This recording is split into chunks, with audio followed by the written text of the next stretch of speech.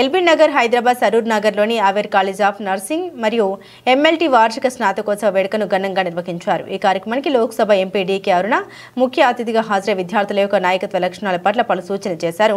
ప్రతి విద్యార్థికి ఎడ్యుకేషన్ అనేది చాలా ముఖ్యమన్నారు. అవేర్నెస్ అనే సంస్థ పట్టణాల్లో విద్యతో పాటు అనేక సేవా కార్యక్రమాలు చేస్తున్నారని డీకే అరుణ తెలిపారు. విద్య ద్వారా ప్రపంచాన్ని జయించవచ్చన్నారు. ఈ సందర్భంగా కాశ్మీర్లో జరిగిన ఉగ్రదాడిపై మాట్లాడారు. అందుబాటులో ఉంచాలని పూజ్య చైర్మన్ గారు ఆలోచన చేసి ప్రణాళికలు ఆయుర్వేద ప్రకృతి చికిత్స యునాని హోమియో అన్ని కూడా ఎవరైతే వైద్యాన్ని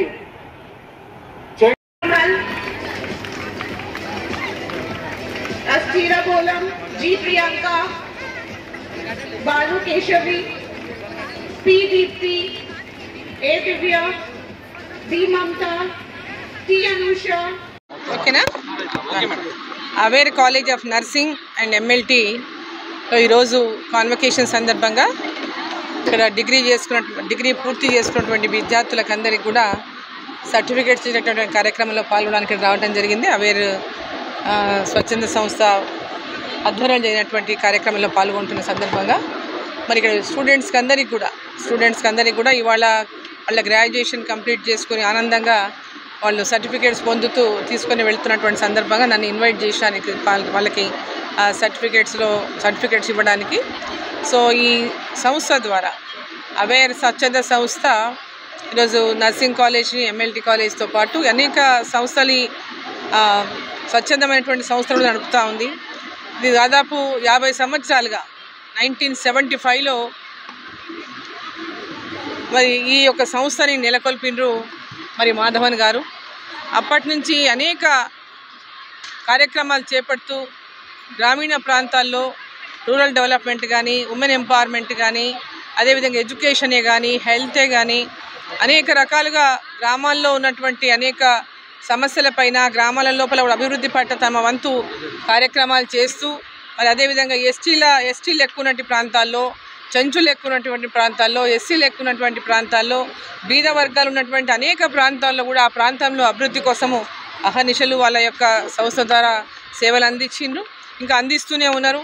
అదే కాకుండా ఎక్కడెక్కడైతే అంటే సడన్గా ప్రకృతి వైపరీత్యాలు జరిగినప్పుడు కూడా వారు ఇమ్మీడియట్గా ఈ స్వచ్ఛంద సంస్థ వాళ్ళు అక్కడికి వెళ్ళి వారికి పూర్తిగా ఆ కార్యక్రమాల్లో వాళ్ళు పాల్పంచుకుంటూ, ఆ సేవా కార్యక్రమాల్లో పాల్పంచుకుంటూ వారికి అండగా నిలబడతా ఉంది అవేర్ స్వచ్ఛంద సంస్థ. ఈరోజు యొక్క సంస్థ ద్వారా మరి అనేక మంచి కార్యక్రమాలు, హాస్పిటల్స్ నెలకొల్పినారు. అదేవిధంగా ఇంకొక కొత్త పెద్ద ఎత్తున కల్వకుర్తిలో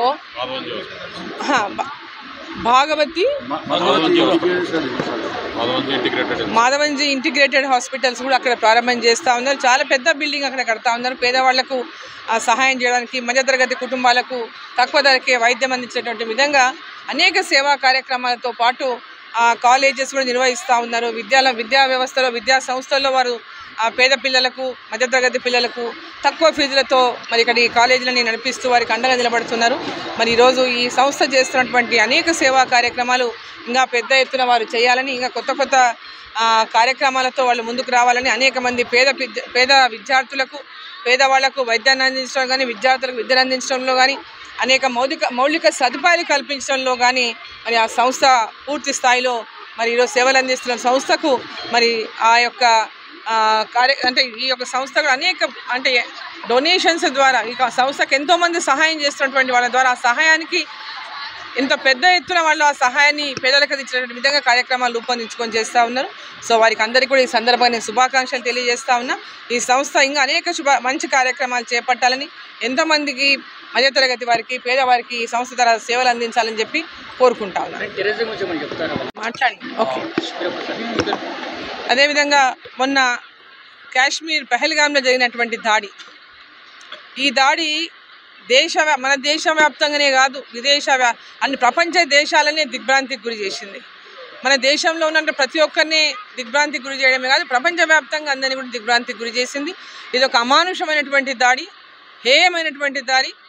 ఉగ్రవాదులు పూర్తిగా పిరికి పందలుగా మారి పాకిస్తానీలు ఈ ఉగ్రవాది దాడి వెనుక ఉన్నటువంటి పాకిస్తానీ పిరికి పందలుగా పర్యాటకుల పైన, అంటే చేతిలో ఎలాంటి ఆయుధాలు లేనటువంటి నిరాయుధులైనటువంటి వారి పైన, పర్యాటకులు అక్కడ కాశ్మీర్లో ఎండాకాలము వేసవి సెలవుల్లో భార్య పిల్లలతో వాళ్ళు ఆ వేసవి సెలవులకు అక్కడ ఆ ప్రాంతంలో వెళ్ళి చూడాలని, కాశ్మీర్లో ఉన్నటువంటి అందాలను చూడాలని, ఆ ప్రాంతంలో ఎన్నో ఏళ్లుగా అక్కడ పెద్ద ఎత్తున టూరిజం లేకపోవడము, 370 ఆర్టికల్ రద్దు తర్వాత ఆ ప్రాంతంలో నరేంద్ర మోదీ గారు 370 ఆర్టికల్ని రద్దు చేసిన తర్వాత ఎన్నికలకు ముందు ఇచ్చినటువంటి మాట ఏదైతే ఉందో 370 ఆర్టికల్ని రద్దు చేస్తామని చెప్పిన మాట నిలబెట్టుకొని 370 ఆర్టికల్ని రద్దు చేసి శాంతియుతంగా ఈరోజు కాశ్మీర్లో అభివృద్ధి జరుగుతూ ఉంది. ఎన్నికలు జరిగినాయి శాంతియుతంగా. ఈరోజు పెద్ద ఎత్తున అక్కడ ఉన్నటువంటి ప్రజలే కాకుండా ఆ ప్రాంతంలో అభివృద్ధి జరుగుతుందని చెప్పేసి పెద్ద ఎత్తున చూడడానికి కూడా పెద్ద ఎత్తున వేరే రాష్ట్రాల నుంచి కానీ దేశవ్యాప్తంగా దేశ నలుమూలల నుంచి అక్కడికి పర్యాటకులు వెళ్తున్నారు. విదేశాల నుంచి పర్యాటకులు వస్తున్నారు. స్విట్జర్లాండ్కు తీసిపోని విధంగా ఉన్నటువంటి కాశ్మీరు ప్రాంతాన్ని చూడడానికి మరి ఎంతోమంది పర్యాటకులు మరి రోజు వస్తుపోతున్నటువంటి సందర్భంలో అక్కడ పర్యాటకుల పైన ఆ దాడి అంటే చాలా హేయమైనటువంటి దాడిగా వర్ణించవచ్చు. ఈరోజు ఒక పిరికి పంద చర్యగా దాన్ని మనం అందరం కూడా భావించవచ్చు. పాకిస్తాన్ ఏదైతే ఆ ప్రాంతంలో జరుగుతున్నటువంటి అభివృద్ధిని చూసి ఓర్వలేక భారతదేశం ప్రపంచవ్యాప్తంగా పొందుతున్నటువంటి నరేంద్ర మోదీ గారి ప్రధానమంత్రిగా ఈ దేశానికి అనేక రకాలుగా కీర్తిని ఈ ప్రపంచవ్యాప్తంగా భారతదేశం యొక్క కీర్తిని వ్యాపింపజేసి వారికి దొరుకుతున్నటువంటి పెద్ద ఎత్తున ఆదరణ కానివ్వండి, అభిమానం కానివ్వండి, గౌరవం కానీ చూసి ఓర్చుకోలేక ఈరోజు భారతదేశాన్ని ఈరోజు అశాంతి పాలు చేయాలని, పెద్ద ఎత్తున మత కల్లోలాలు రెచ్చగొట్టాలని, మత విద్వేషాలు రెచ్చగొట్టాలని, హిందువా అని అడిగి వాళ్ళని ఐడి అడిగి వాళ్ళని కలమా చదవమని అడిగి వాళ్ళని హిందువులమని చెప్పగానే వాళ్ళని కూటాబెట్టి షూట్ చేసి అసలు చాలా దారుణమైనటువంటి ఘటనగా ఈ మందరం కూడా దేశంలో ఉన్న ప్రతి ఒక్కరూ ఈ యొక్క సంఘటన తర్వాత పెద్ద ఎత్తున ఉడికిపోతున్నటువంటి విషయం ఉంది. అదో దాడి 26 మంది మీద కాదు, భారతదేశం పైన దాడి, భారతదేశంలో ఉన్నటువంటి పౌరుల పైన దాడి, మన అందరిపైన దాడిగా మనం భావించాల్సినటువంటి అవసరం ఉంది. ఈ దాడిని మరి నరేంద్ర మోదీ గారు పెద్ద ఎత్తున ఈ దాడికి తగినటువంటి మూల్యాన్ని పాకిస్తాన్ చెల్లించక తప్పదనేటటువంటి సందేశాన్ని ఇప్పటికే ఇచ్చారు. ఖచ్చితంగా ఈ యొక్క పాకిస్తానీ ఉగ్రవాదులు ఏదైతే ఉన్నారో, ఏదో ఈ దేశాన్ని ఉగ్రవాద మూకలు అల్లకలోలను సృష్టించాలని ఏదైతే ప్రయత్నం చేస్తున్నారో ఆ ప్రయత్నాలు ఎప్పటికీ కూడా వాళ్ళ ప్రయత్నాలు ముందుకు సాగవు. ఖచ్చితంగా తగిన మూల్యాన్ని పాకిస్తాన్ చెల్లించుకోక తప్పదని చెప్పి నరేంద్ర మోదీ గారు ఉన్నంత వరకు భారతదేశంలో ఉన్నటువంటి ప్రజలకు ఎలాంటి భయం పడాల్సినటువంటి అవసరం లేదు. ధైర్యంగా భారతదేశంలో ఉన్నటువంటి ప్రతి ఒక్కరు పార్టీలకు అతీతంగా, కుల మతాలకు అతీతంగా సంఘటితమై పాకిస్తాన్ యొక్క దాడి మీద పూర్తిగా వారికి గుణపాఠం చెప్పే విధంగా, ఉగ్రవాద మూకలను అంతమొందించే విధంగా, ఉగ్రవాదాన్ని అంతమొందించే విధంగా ఈరోజు మన దేశ ప్రధాని నరేంద్ర మోదీ గారికి అండగా నిలబడాలని చెప్పి నేను కోరుతా ఉన్నాను.